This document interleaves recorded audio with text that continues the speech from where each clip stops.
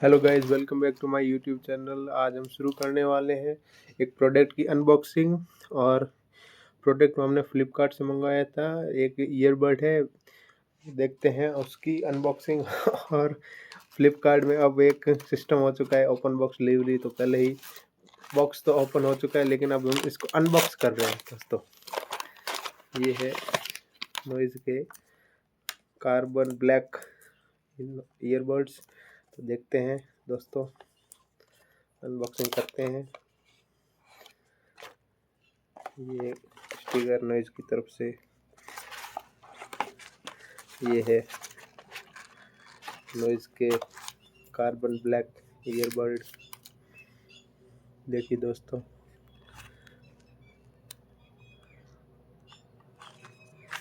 और उसके साथ एक केबल चार्जिंग फ्री आती है, उसे भी बता दें आपको सर।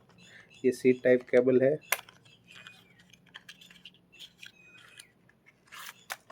ये देखिए दोस्तों, और इसके साथ अलग अलग ईयर टाइप्स भी आए हैं। थैंक यू दोस्तों।